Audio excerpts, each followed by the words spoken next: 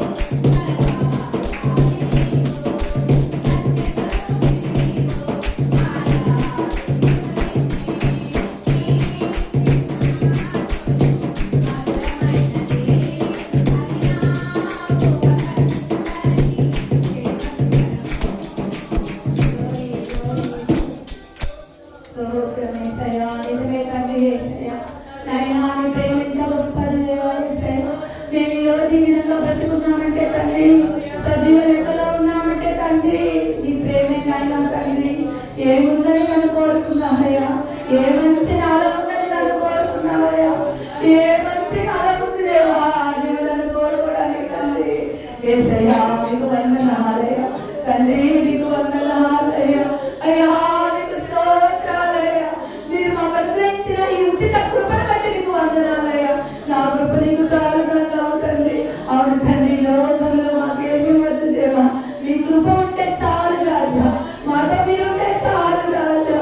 మీ ప్రేమ మాతో ఉంటే చాలయ్యా. మీ తోడు ఉంటే చాలయ్యా. ఏసయ్యా, ఇక్కడ ఏ బిడ్డ అయితే నాయన తండ్రి మీ కృప కోరుకుంటుందా ఏసయ్యా, ఏ బిడ్డ అయితే నాయన మీ ప్రేమను కోరుకుంటుందయ్యా, నిజముగా పశ్చాత్తాపడి నాయన ఏ బిడ్డ అయితే నాయన మీ సన్నిధిలో ప్రార్థిస్తూ ఉందో నాయన తండ్రి ఏసయ్యా, బిడ్డలను మెండుగా ఆశీర్వదించండి, దీవించండి నాయన తండ్రి. మనసులో ఉన్న కల్మషాన్ని, శోధన్ని, వేదన్ని, రోధాన్ని, అసూయని, ద్వేషాలను, కోపాలను తీసివేయండి ఏసయ్యా. మీ ప్రేమతో నింపు నాయన, మా హృదయాలను క్రీస్తు ప్రేమతో నింపాయా. ఒకరినొకరు క్షమించుకొని నాయన, ఒకరినొకరితో ప్రేమ బంధాన్ని కలిగి ఉండి నాయన, నీ ప్రేమను చూపించి నీకు మాదిరిగా నాయన ఈ లోకంలో బ్రతికే భాగ్యాన్ని నాయన నాకును నా సంఘంలో ప్రతి ఒక్క బిడ్డకు దయచేయండి నాయన తండ్రి. నీకే వందనాలయ, స్తోత్రాలయ, గ్లోరీ గ్లోరీ గ్లోరీ, వందనమయ తండ్రి. అయ్యా మీకు స్తోత్రం నాయన తండ్రి ఏసయ్యా. నాయన ఇప్పటి వరకు నాయన తండ్రి స్తుతుల ద్వారా మిమ్మల్ని స్తుతించాము నాయన తండ్రి, మిమ్మల్ని కీర్తించాము నాయన తండ్రి. అక్కడ బట్టి మీకు వందనాలు నాయన తండ్రి. ఆత్మదేవ మీకు వందనాలయ, మమ్మల్ని నడిపించిన విధానాన్ని బట్టి వందనాలు నాయన తండ్రి ఏసయ్యా. నాయన కుటుంబాలుగా నాయన మీ సన్నిధికి వచ్చిండగా నాయన కుటుంబాలన్నింటినీ దీవించి ఆశీర్వదించు నాయన తండ్రి ఏసయ్యా. నాయన మీ దైవాసులు నాయన తండ్రి ఇప్పుడు మీ నోటికి బూరగా వాడుకొని నాయన తండ్రి ఏసయ్యా, మాతో మాట్లాడమని నాయన, మమ్మల్ని గర్తించి మమ్మల్ని హెచ్చరించమని నాయన తండ్రి ఏసయ్యా.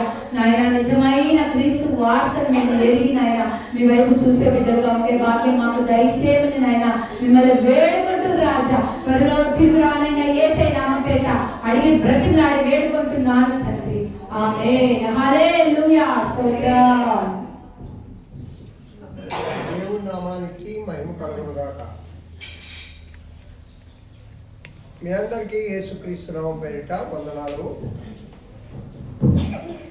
ప్రియా దేవుని బిడ్డలారా, నాకు కొంచెం ఇంకా నిన్నట్టుగా ఆరోగ్యం బాగలేదు. ఉదయం లేచినప్పటి నుంచి విపరీతమైన గ్యాస్, కడుపు నొప్పి, ఎవరు కూడా చేయలే బాగుంటుంది అని.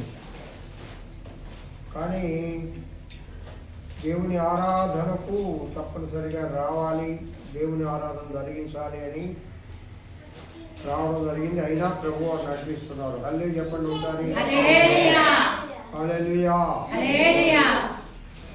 కొద్ది నిమిషాలు ప్రభు వాక్యాన్ని ధ్యానం చేసుకుందాం. దేవుడు తన దాసుడికి మంచి ఆరోగ్యం ఇచ్చి ఆయన ఈ వాక్యంలో తన దాసుడు చెప్పినట్లుగా దేవుడు కృప చూపించినట్లుగా మీరందరూ నా గురించి ప్రార్థన చేయండి. హల్లెలూయా. మనసులో ప్రార్థిస్తూ ప్రభు వాక్యం వినండి. ప్రియులారా, ఇంతవరకు ఆరాధనలో మనం పాల్గొన్నాం. మన దేవుడు ఆరాధింపదగిన దేవుడు, ఆరాధనకు పాత్రుడు. అలాగే చెప్పండి, ఆరాధనకు పాత్రుడు. అంత గొప్ప ప్రభు మనకున్నాడు. ఆరాధన చేతును ఎల్లవేళలా,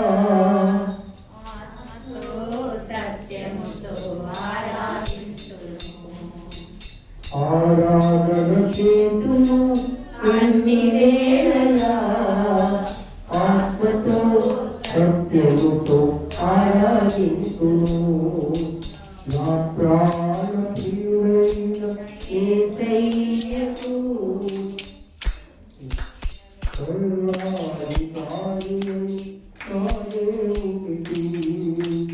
ఆరాధన చేతును అన్ని వేళలా, ఆత్మతో సత్యముతో ఆరాధింతును.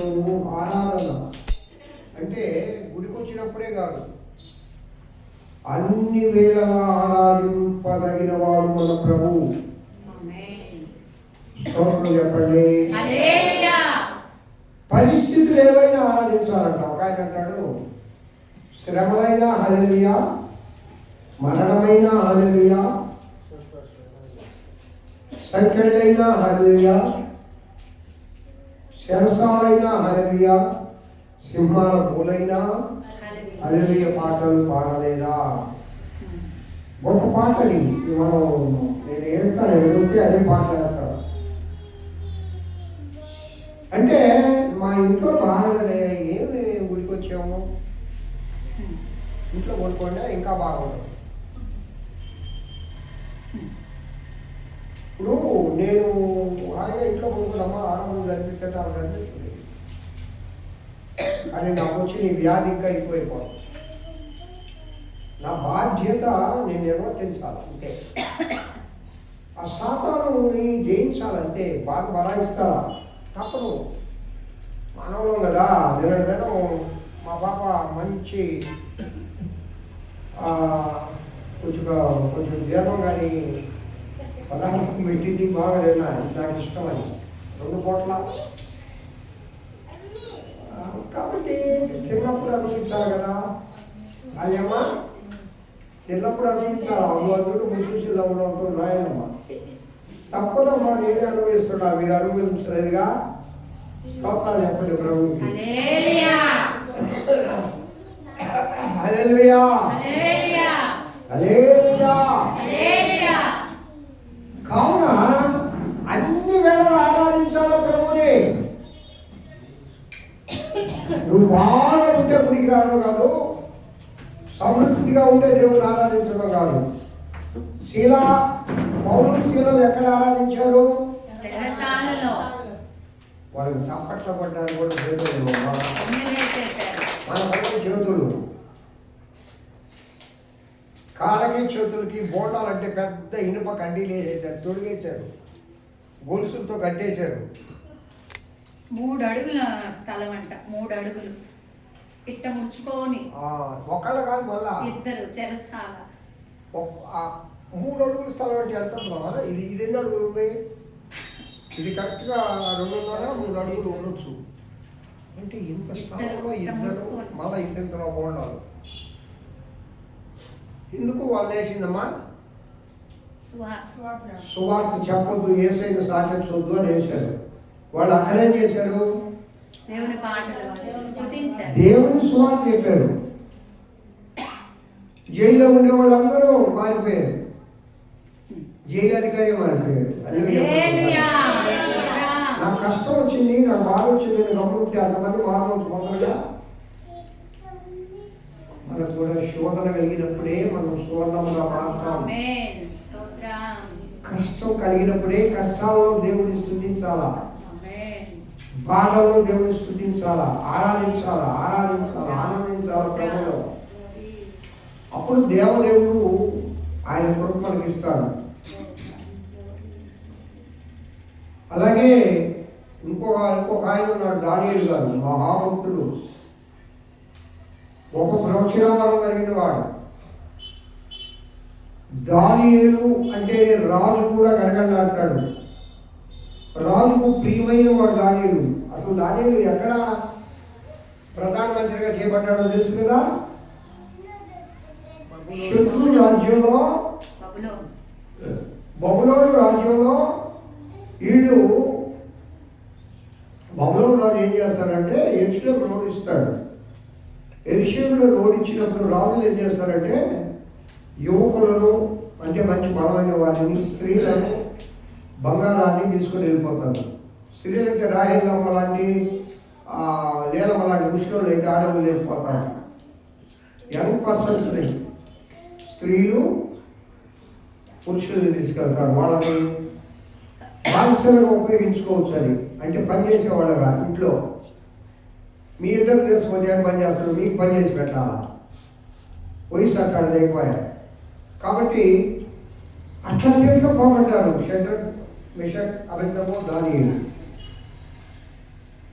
చివరకు ప్రియులారా ఆ దేశానికే ప్రధానమంత్రిగా అయ్యాడు. దానికి కారణం ఏంటో చెప్పమంటారా? దేవుని ప్రార్థించడం ఏ పరిస్థితుల్లో మానేది ఆయన. దినానికి ఎన్ని మార్లు ప్రార్థించేవాడు? 3 మార్లు. దావీదయ్య 7 మార్లు స్తుతించి 3 సార్లు ప్రార్థించేవాడు. మొత్తం 10 సార్లు. దానియేలు 3 రోజులు ప్రార్థించేవాడు. ప్రార్థిస్తున్నారని తెలుసుకొని సింహాలు మూలేశారు. సింహాలు దేవుడిని స్థితించాయి. చప్పట్లు అమ్మ, యథార్థంగా చెప్పుకుందాం ఒక మాట. మనకి ఏదైనా ఇంట్లో శోధన కలిగినా, బాధ కలిగినా, వ్యాధి కలిగినా, కష్టం కలిగినా గురికి రావు. పొద్దున నేను ఫోన్ చేసేవాడికి, అమ్మ ఈరోజు ఆరాధనకు వస్తున్నాను. ఆ ఇంట్లో చురుకార్యం జరుగుంటే ఆలోచ్యమో, కాబట్టి ఇంట్లోనే ఉంటే మంచి కార్యం జరగదా. నా ఊళ్ళేం బాగలేదయ్యా, నడవలేక అమ్మ బండి పంపిస్తామా, లేకపోతే కారు అయినా తీసుకొస్తానా, వద్దులే నేను రాలేను. నీకు ఒళ్ళు బాగా కావాలంటే ప్రభు సన్నిధికి రా. ఎందుకు నిర్లక్ష్యం చేస్తున్నావు? 25 సంవత్సరం అంతా చేశావు. 26వ సంవత్సరం కూడా ప్రభు నీకు ఆయుష్ ఇచ్చాడు, నేను బ్రతికిస్తున్నాడు, ఆయన చూపించాడు. పిల్లరా, నిన్నటి దినానికి నేను 26వ సంవత్సరం పుట్టిన తర్వాత ఈరోజు ఉదయం నిన్న దాంతో 6 చనిపోయారు. నాకు తెలిసిన వాళ్ళు, మంచోళ్ళు కూడా, ఆరోగ్యవంతులు కూడా. సడన్ డెత్లు 6. ఇప్పుడు మళ్ళా కావలికి మధ్యాహ్నించి వెళ్ళి వాళ్ళని చూసి రావాలి. సమాధి కార్యక్రమంలో పాల్గొనాలి. సర్వైపాలెంలో 6. వాళ్ళేమో అనారోగ్యవంతులేం కాదు. ప్రకాశం అనారోగ్యవంతుడా, ఆ సుధా మిరపకాయలు సుధా ఒకరింటికి పోయి చనిపోయిన వాళ్ళ ఇంటికి భోజనం చేసి వస్తా కింద అక్కడే చనిపోయాడు. అక్కడే ఇంకొక అతను నిర్వాహం కూడా చెప్పారు, చచ్చిపోయిన ఆయన దగ్గర పనిచేసి అతను వెల్డింగ్ షాప్లో అతను చూడడానికి పోయాడు, కుర్చీలో కూర్చున్నాడు, ఆడే చనిపోయాడు. ఈ విధంగా చాలామంది. కానీ నీకెందుకు దేవుడు ఆయుష్ ఇచ్చాడు తెలుసా? నిన్నెందుకు ఇంకా బతికించున్నాడు తెలుసా? నన్నెందుకు దేవుడు ఇంకా బ్రతికించున్నాడంటే నా భక్తిని బట్టి, నా ప్రార్థన బట్టి, నేనేదో సేవ చేస్తున్నానో అని కాదు. ఇంకా పరిపూర్ణంగా మారరా నా దగ్గరికి వద్దు అని. పరిపూర్ణంగా మారడానికి ప్రభు సమయం ఇచ్చాడమ్మా. సిద్ధపాటు కూడా లేదు వాళ్ళకి. మేరపకి కొన్ని రోజులు ప్రభువు ఇంకా కొంచెం మెరుగుపడడానికి ఆత్మీయతలో సిద్ధపాటు సమయాన్ని ఇచ్చాడు. ఇలా సిద్ధపాటు కూడా లేదు. పోయారు, ఆడే కూలిపోతున్నారు. మరణం ఈ మరణం ఎలా ఉందో మనకు తెలియదు.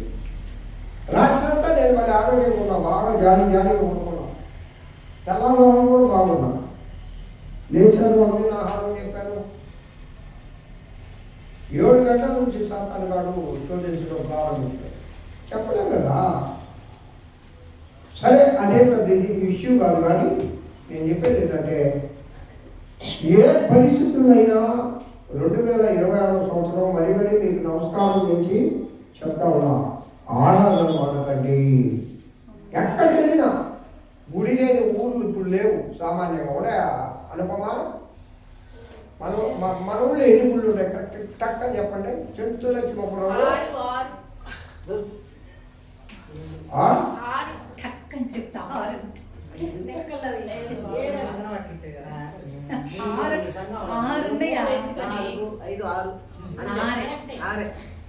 చెప్పింది కరెక్టే. అమ్మమ్మ, ఇళ్ళు ఎన్ని ఉన్నాయి? జనాభా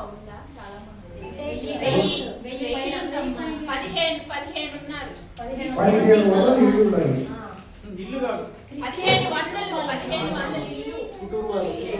కుటుంబాలు ఉన్నాయి. మరి ఇంత చిన్న గ్రామంలో మా ఇల్లండి, ఇంత చిన్న గ్రామం ఇది 6 దేవాలయాలు ఏర్పాటు చేశారు. ఏదో కాలేయానికి పోరా, ఏదో కాలేయానికి బాగుపడతాం. ఈ ఊర్లో ఉంటే మళ్ళీ ఏ ఆలయానికి బాగుపడండి, దానికి నేను సపోర్ట్ చేయడం. ఈ ఊర్లో ఉంటే మన ఆలయానికి రండి. ఈ ఊరు దాటి ఆదివారం ఏదో ఊరికి పోతే ఈ ఆలయానికి పోయి అంటే దేవుని స్తుతించడం, దేవుని ఆరాధించడం మనం మర్చిపోకూడదు అని. అల్లే చెప్పండి ఒకసారి. ప్రియా దేవుడు బిడ్డారా, ఒకసారి తీద్దాం, దేవుని వాక్యాలకు వెళ్ళిపోదాం. ఎస్తేరు గ్రంథము. ఒరే బాబు ఏరా నేను పంపించేది అక్కడికి. సారీ రూతు గ్రంథము 3వ అధ్యాయము. ఆ నీళ్ళు తీసుకో. ఇక్కడ ఉన్నాయి అమ్మా. 1 నుండి 11 దాకా చదవండి అమ్మా, సహాయం చేయండి.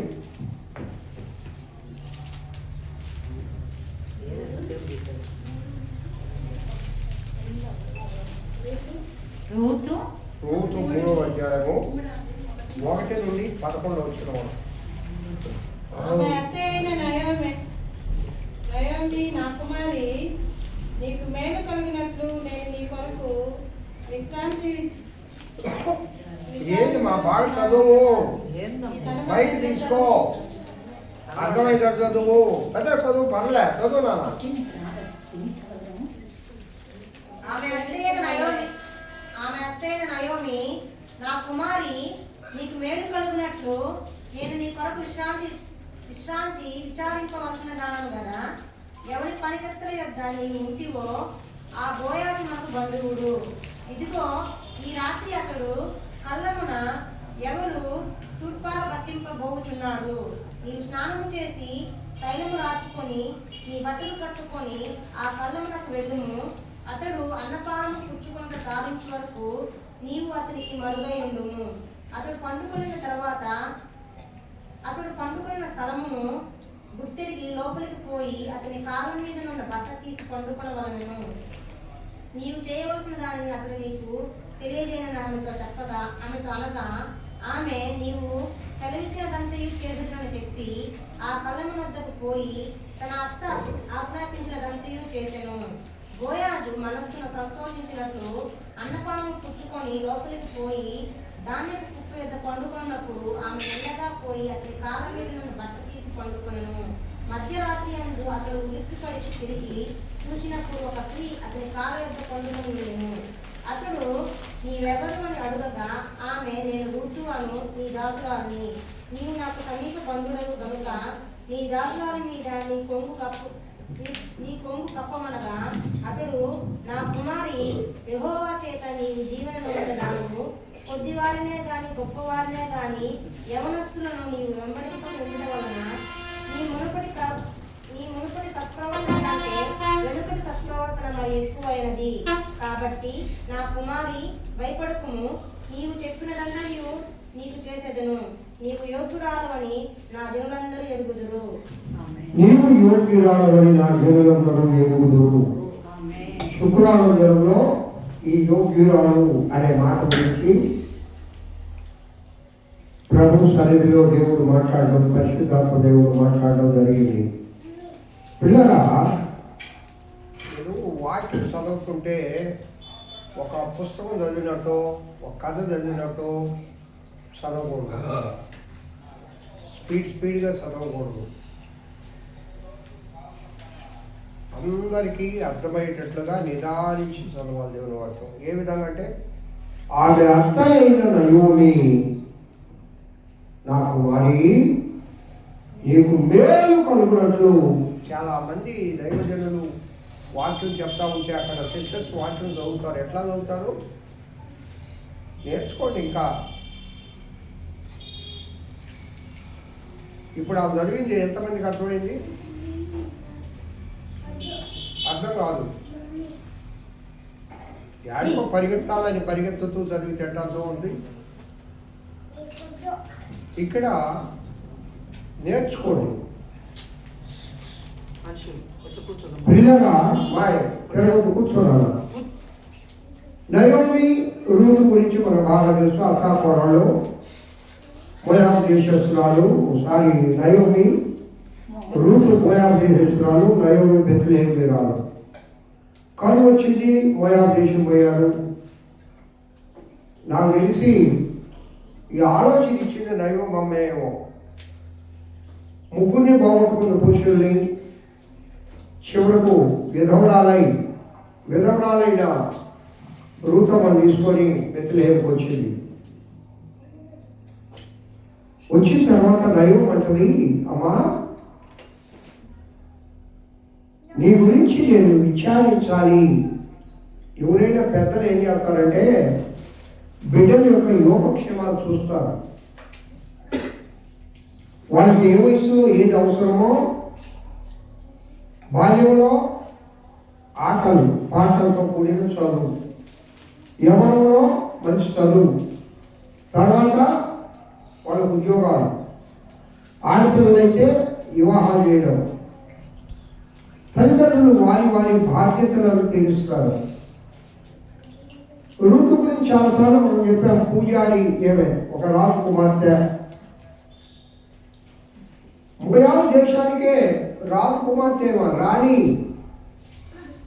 అక్కడ ఒక సాంప్రదాయం ఏంటంటే, వినండి, ఆ దేశపు రాజు తన పెద్ద కుమార్తె ఎవరైతే పుడతారో ఆమె ఆ దేశానికి ఒక దేవత ఉంది. ఆ దేవత ఆలయము రాజు యొక్క నివాసానికి దగ్గరలోనే ఉంటుంది. దానికి పూజారి ఎవరంటే రాజు కుమార్తె, మొదటి కుమార్తె. రాజు పూజారిగా పెట్టాల్సి ఉంటుంది. ఒకవేళ నేను చేయనంటే శిరచ్ఛేదం తప్పేస్తాను అంతే. లేకపోతే ఆ దేవత యొక్క ఆగ్రహానికి దేశమంతా గురి అయిపోయి నాశనమైంది. ఇంకొక సంగతి, ఆ దేవతకి ఇచ్చేది ఏంటంటే పూలు పలహారాలు పొళ్ళు కాదు. ఆ దేశంలో పుట్టిన తొలిచూరు బిడ్డ, ఆడే కానీ మగే కానీ ఇప్పుడు మన 1500 కుటుంబాల మీద ఈ 1500 కుటుంబాలంటే వాళ్ళ గృహాల్లో పుట్టిన తొలిచూరు బిడ్డనే, ఆడగాని మొగ్గాని 5 సంవత్సరాల వరకు పెంచి 5 సంవత్సరాలు పూర్తి కాకముందే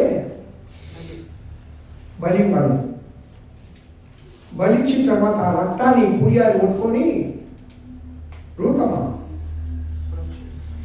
ఆ దేవతకి ప్రోక్షిస్తూ అందరూ ఎగిరెగిరి జేజేలు చెప్తా, జయహో జయహో అంట నమస్కారాలు చేస్తా ఆరాధన చేస్తారు. వాళ్ళ ఆరాధన దేవతారాధన జరిగించేది ఎవరు? ఈ రూతమ్మే. ఆ చేతిలో ఏముంది తల్లి? ఏముంది? చిన్న బిడ్డ రక్తం. అలాంటి దేవతమా, అలాంటి ఆ దేవతకు పూజారిగా పనిచేస్తుంది. అక్కడికి ఊరు పోయారంటే కూలి పని చేసుకోవడానికి. అప్పుడు ఆ రక్తాన్ని చూడవాలా, చేయాలా. దైవం పెద్ద కొడుకు పోయాడు. రాయలమ్మా నిద్ర వచ్చినట్టు నేను చెప్తుంటే కళ్ళు ఎందుకు మూసుకుంటూ ప్రార్థన చేస్తాడా? అమ్మ ప్రార్థన చేయదులే, నా సాయి చూడు కళ్ళు మూసుకుంటున్నాడు. ఏమేమో ముసుకేస్తుంది నాకు కనపడమని. అమ్మ వీళ్ళిద్దరు కూర్చి రేపు దయచేసి రేపు వారం వాళ్ళిద్దరు నా ఎదురు ఎదుగుతాము. చాపట్ల కొడుతుంది దేవుడు బయటపడుతుంది. మీరిద్దరు ఎదురు కూర్చోడు. దేవుడికి స్తోత్రం కలుగుతుంది కాక. అప్పుడు పూజ చేయాల. ఈయన అక్కడికి పని చేయడానికి పోయాడు పెద్ద కుమారుడు మహలోను కియ్యోను. ఈ మహలోను ఎవరైనా సరే యూదులు 10 ఆజ్ఞలు మెళ్ళో రాగి. ఇదంతా మొన్న వచ్చిన నలుగురు చెప్పిన కాబట్టి మీకు చెప్తాను, చాలాసార్లు చెప్పిన అయినా పర్వాలేదు. ఆ రాగి పలక మీద 10 ఆజ్ఞలు రాసుకొని మెళ్ళ వేసుకొని పోయి పని చేస్తుండట. ఏమి గమనించింది మీకు సంగతి తెలుసా? యూదులు చాలా అందగాళ్ళు. ప్రపంచంలో యూదులంత అందగాళ్ళు ఎవ్వరు లేదు. చక్కని మా సన్నీ అంత అందగాడు అందమైన చూడు అట్ట చక్కని చూడగానే అందమైన వాళ్ళు కంటికి కనపడతారు. మగవాళ్ళకి కానీ ఆడవాళ్ళకి కానీ ఇవాళ పుట్టినరోజు ఆ బాబుది, వాడు ఇంకా అందంగా ఉండవు మనం.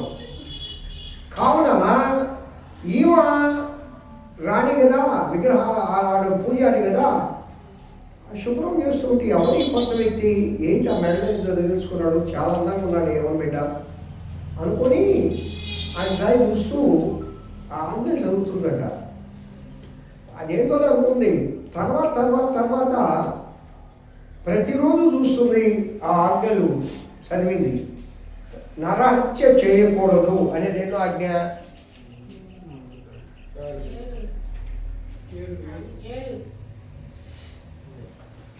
ఒకసారి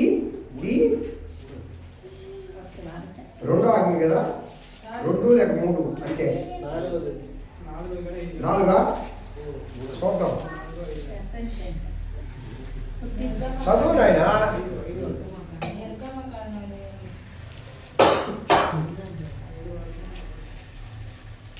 ఉందా లేదా ఏమా? నరహత్య చేయకూడదు. నీ దేవుడైన యెహోవా నీకు అనుగ్రహించే దేశంలో నీవు దీర్ఘాయుష్మంతుడు అగినట్లు నీ తండ్రిని నీ తల్లిని సన్మానించు.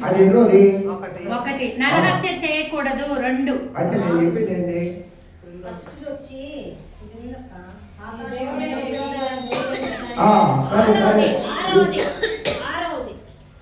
సరే ఏదైతే ఆ వరుసలో ఈ నరహత్య చేయకూడదనే మాట ఉంది. ఇదేమిటి అని పిలిచారు, అడిగిందట మౌలని. ఏంటయ్యా ఎవరు నువ్వు? అదేంటి అంటే, అమ్మా నేను బెత్లెహేమీయుడను, యూదుడైన యెహోవా దేవుడిని ఆరాధించేవాళ్ళము. మా బెత్లెహేములో మా కనుమ వస్తే ఇక్కడికి వచ్చాము.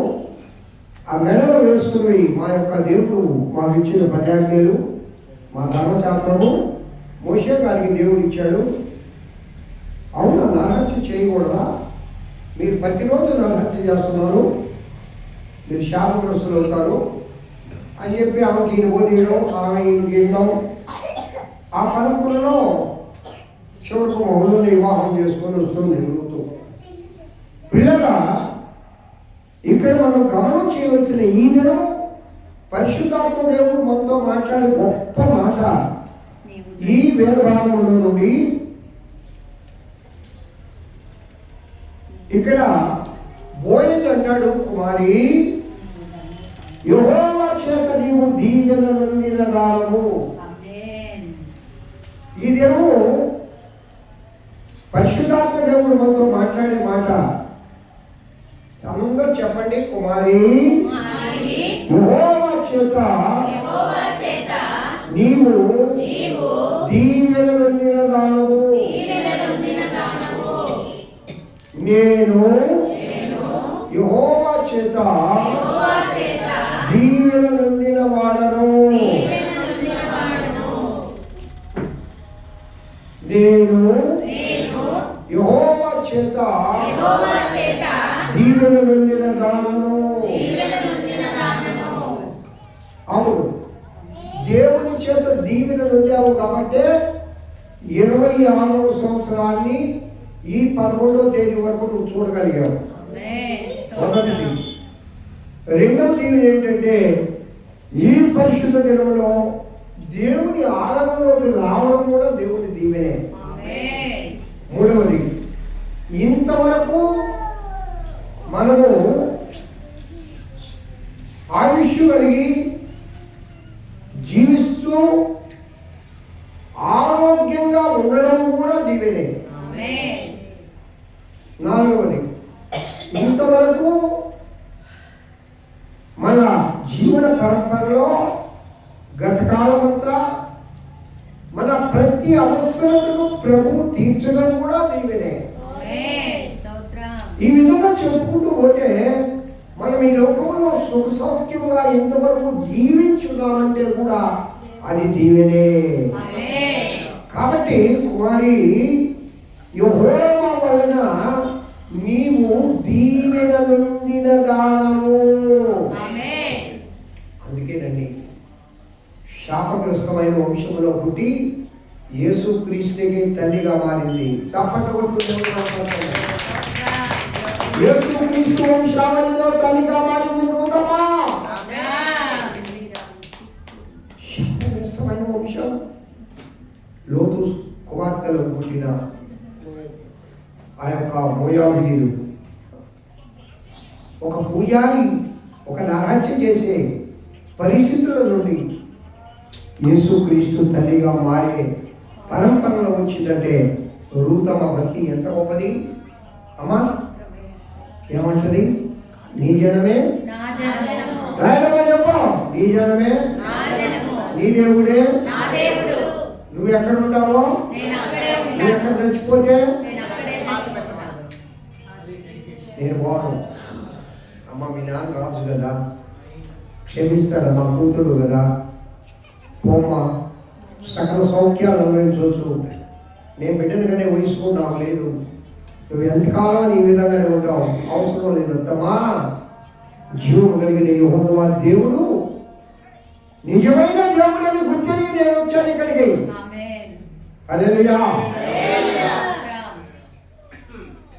ఆయనేమో అంత ఈజీగా దేవుడు దీవెన లేడు. బాప్టిజం తీసుకున్నంత మాత్రాన దీవెన లేడు. క్రైస్తవులు అయినంత మాత్రాన దీవెననా అంటే 2 సార్లు చెప్పాను, 3 సార్లు చెప్పా, 5 సార్లు చెప్పా. ఆశీర్వాదం అంటే లోక సంబంధమైనవి, దీవెన అంటే పర సంబంధమైనవి. చప్పట్లు కొడుతూ దేవుడు దేవుడు అంత ఈజీగా దీవెన లేడు. ఆశీర్వాదం ఇస్తాడు.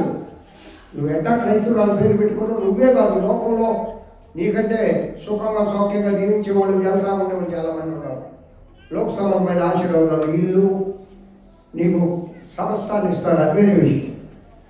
దీవెనలు అంత ఈజీగా ఇడు. దీవెనలు ఎందుకు ఇచ్చాడు? ఈ రూతమ్మకి వలన నీవు దీవెన నొందిన దానము.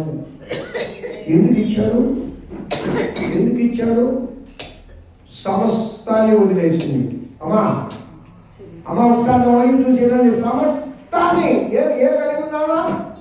మొట్టమొదటిది రాజరిక జీవితం. రాజకుమార్తెను అని అనిపించుకోవద్దు. రెండవది పూజారితనం, 4వది నరహత్య, 5వది విగ్రహారాధన, 6వది ఉన్నతమైన స్థానం అండి, ఆ దేశానికే రాడే. నీకు నాకు ఏ అర్హత లేదు, అయినా ప్రభు ప్రేమించి మనం ఆయన సన్నిధిలోకి తీసుకొచ్చాడు. చప్పట్లు కొడుతూ దేవుడు ఒక్కటి కూడా చూసుకున్నాను. ఓట్మ కూడా వచ్చింది. ఓట్మ కూడా మోయాబీరాలే. తిరుగు ఓట్మ వెళ్ళిపోయింది. ఏం లేదని? భర్త లేడని. ఈమెకు భర్త లేకపోయినా పర్వాలే, ఎవరు లేకపోయినా పర్వాలే, జీవము కలిగిన యెహోవా దేవుడి నా భర్తగా ఉంటాడు. చప్పట్లు కొడుతూ దేవుడు భయపడతాడు. కాబట్టి యెహోవా వలన నీవు దీవెన నొందిన దానము అంటాడు. పిల్లరా, ఈ నూతన సంవత్సరంలో దేవుడు నీకు ఈ ఆశీర్వాదం ఇస్తున్నాడు. నువ్వు దేవుని వలన దీవెన నొందిన దానము, దీవెన నొందుతావు, పరలోక దీవెనలు పొందుతావు. ఎప్పుడంటే రూతమ్మ వలె సమస్తాన్ని వదిలేయాలి. దేన్ని వదలాలా? దేని వదలాలా? నిర్లక్ష్యాన్ని వదలాలా. ఎక్కువసేపు ప్రార్థన. నేను ఇచ్చిన కాగితం మొక్కులను చూస్తుండ్రా, వైలు చదువుతుండ్రా, దేవునికి భయం కలుగుతాడు. చదవనోళ్ళు ఎప్పుడైనా ప్రార్థిస్తూ చదవండి. బైబిల్ చదవాలా, ఆరాధనకు రావాలా. అవి రావడమే కాదు, ఇంకా మనలో ఎలాగో ఇను శారీరక సంబంధమైన ఆశలు నీలో ఏముంటాయిలే అని అనుకుంటామేమో. అసలు ముసలోళ్ళకే ఆశలు ఎక్కువ. ఇప్పుడు నాలాంటి ముసలోడి కాడికి వచ్చి అడిగితే ఇన్ని ఆశలు ఉంటాయి నాకు. రేపు మామ సత్యవాళ్ళకే ఆశలు కాదు. ఇటుంటే మరి యవన బిడ్డలకు ఎలా ఉండాలమ్మా? కానీ దేవుని బిడ్డలు నిత్య నూతన యవన బిడ్డలు, ముసలి ప్రాయం రాదు. హల్లెలూయా.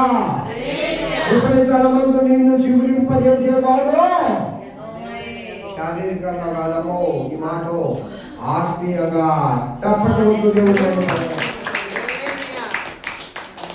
సమస్తాన్ని వదిలేయాలంటే అర్థం ఏంటంటే బైబిల్ చదవటం మంచిది, ప్రార్థన చేయటం మంచిది, గుడిపోవటం మంచిది, నేను కాదను. వదలాల్సిన ఇంకా కొన్ని ఉన్నాయి.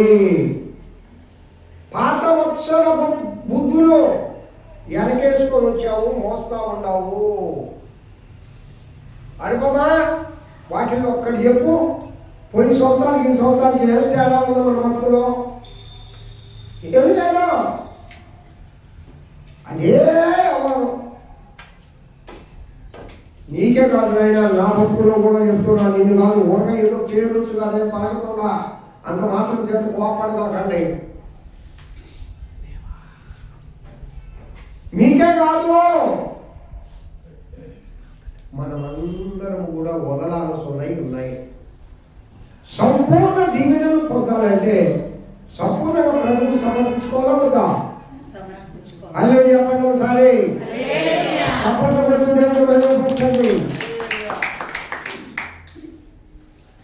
సంపూర్ణత ఉంటేనే పరిపూర్ణులైన దేవుడు చూస్తారు.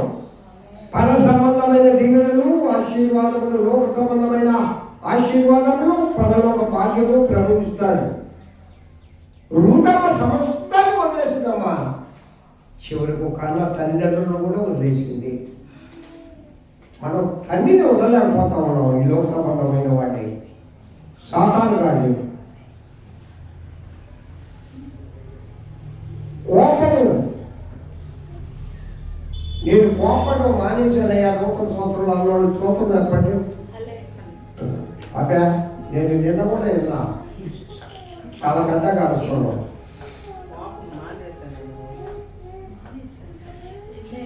కోపపడడం మానేస్తే ఎవరికి శ్రేష్టం చెప్పంటారా? శాతమా మనకు మంచి ఆరోగ్యమా,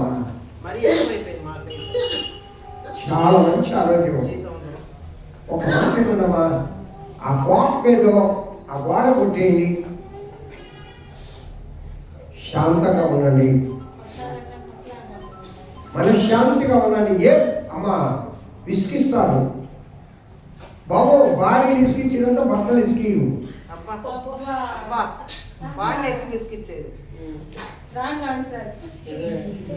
సరే, రైట్ ఆన్సర్. భర్తలు ఇసుకిచ్చినంత భార్యలు ఇసుకిరు, దానికి సంతోషం కదా. సరే, ఎవరో ఒకడు ఇసుకిస్తాం. బిడ్డలో శాతమా ఇంతలేకే మా పేరు చల్లంటుందా ఏడమైనా. హలో ఫ్రెండ్స్తో, నా కొడుకు ఫ్రెండ్స్తో అట్లా వెళ్ళాడు. నా పోయేమో 10వ క్లాస్ కూడా పూర్తి కాలేదు, ఇంతలేకే పెళ్లి చేయదుగా. అంతేనా వాడు మాట్లాడడం లేదా అని చెప్తుంది వ్యక్తి. నిజమే. ఎందుకంటే కోపం రాకపోదు, కోపడండి. కానీ వెంటనే ఏం చేయాలా?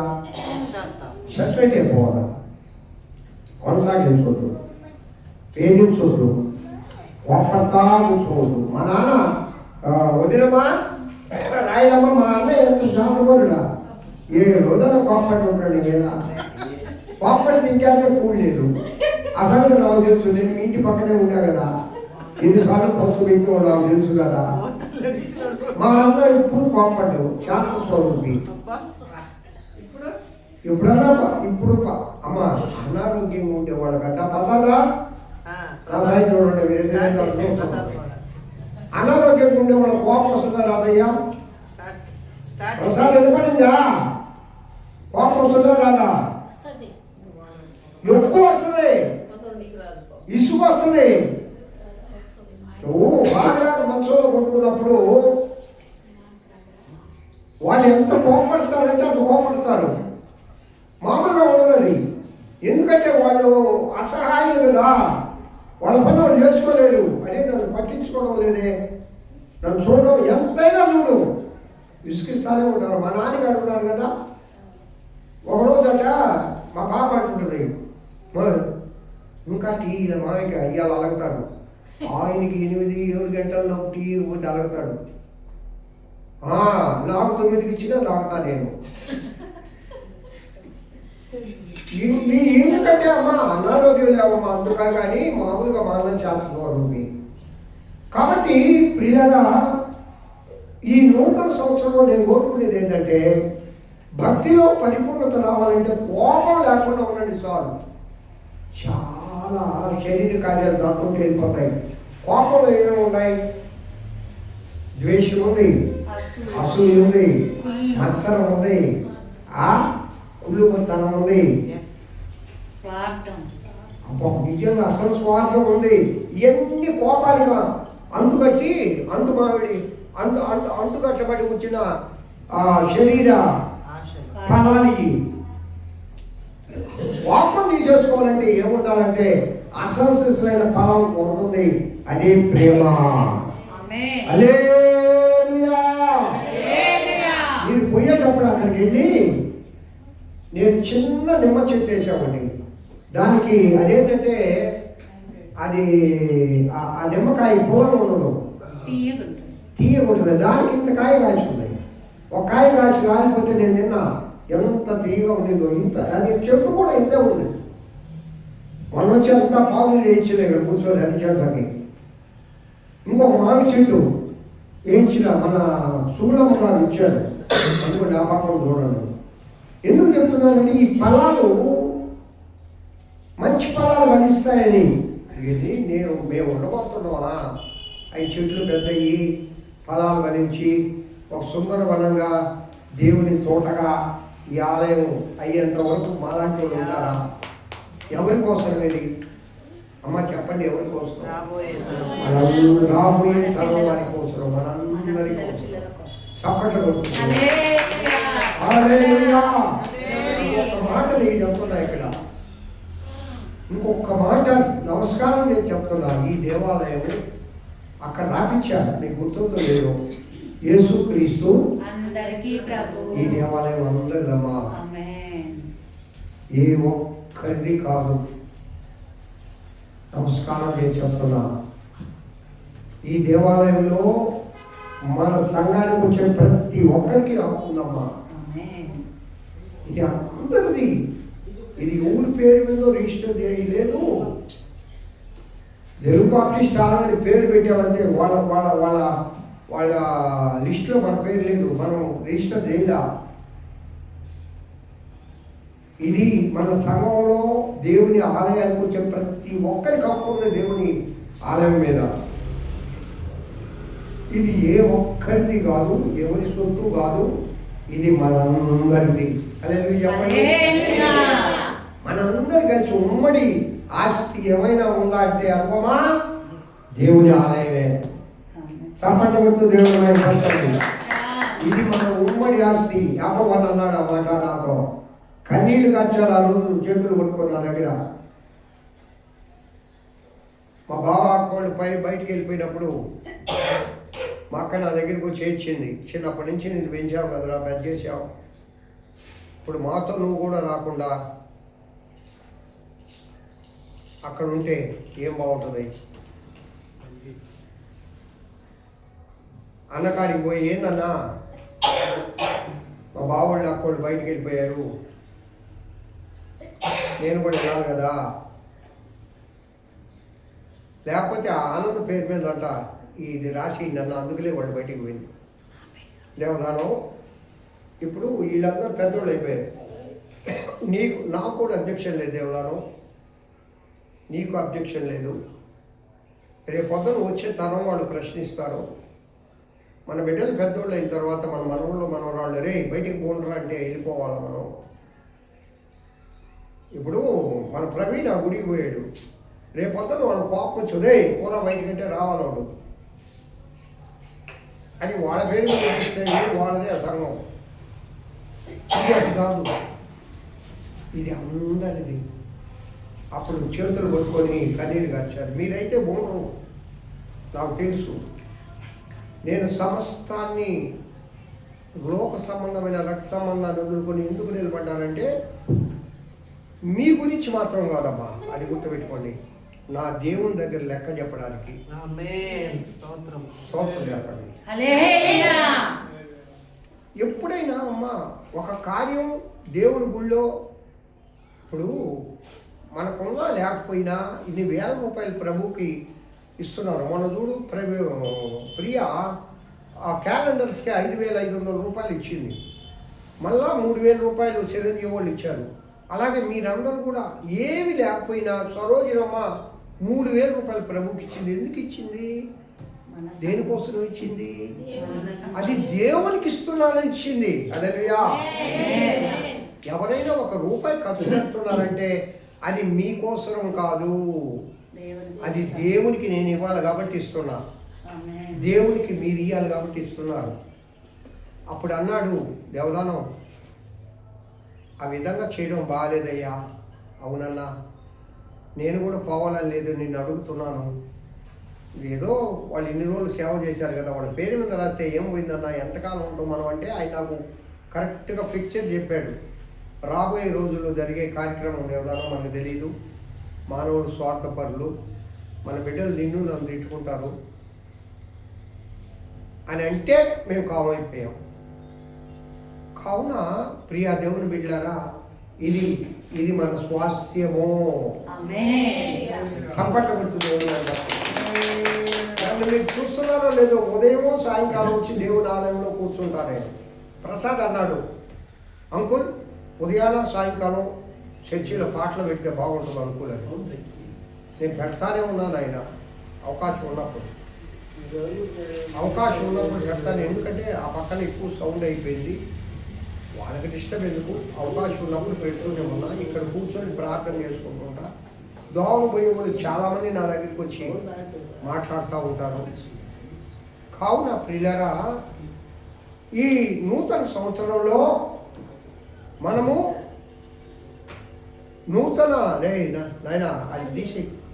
నూతన సంవత్సరంలో మనము ఆశీర్వదించబడాలంటే, నా కుమారి చెప్పండి ఏందమ్మది? యెహోవా చేత నీవు దీవెన నొందిన దానవు. హల్లెలూయా. అది ఎంత పక్కన పెట్టుకోబడ్డామా ఇంతసేపు నేను చెప్తామన్నా. ఏంది ఏంది ఎలా అంటున్నాడో,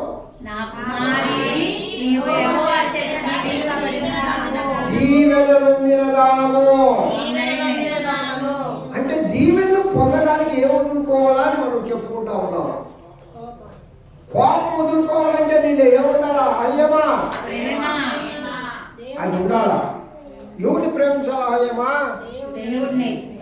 కీడు చేసేవాళ్ళని ప్రేమించాలా, చెడు చేసేవాళ్ళని ప్రేమించాలా, నష్టం చేసేవాళ్ళని ప్రేమించాలా, శత్రువులను ప్రేమించాలా. అది యేసయ్య ప్రేమ, అది అగాపే ప్రేమ. ఎప్పుడైతే ప్రేమ మనలో నిలయమై ఉంటుందో శరీర కార్యాలన్నీ నిర్మూలన చేయబడతాయి. ఆ మాట అలా చెప్పనా? ప్రేమ మనలో నిలయమై ఉన్నప్పుడు శరీర కార్యములు నిర్మూలన చేయబడును. హల్లెలూయా. కావున ప్రియులారా, ఆ వాగ్దానం ఒకసారి చెప్తా, నేను ముగిస్తాను. కుమారి యెహోవా చేత నీవు దీవెన నొందిన దానవు. ఇప్పుడు ఇంకో మాట చెప్పండి. నేను యెహోవా చేత దీవెన నొందిన దానను. నేను యెహోవా చేత దీవెన నొందిన వాడను. ఇంకొకసారి అందరు కలిసి చెప్పండి. ఇంకొకసారి చెప్పండి. మరి ఒక మారు పెద్దగా అందరు కలిసి చెప్పండి. అలాంటి దీవెనలు ఆ దేవదేవుడు మెండుగా మనపై కృపరించునుగాక. దేవుడి వాక్యము దీవించి ఆశీర్వదించునుగాక. మరియు ప్రార్థన వాక్యం గురించి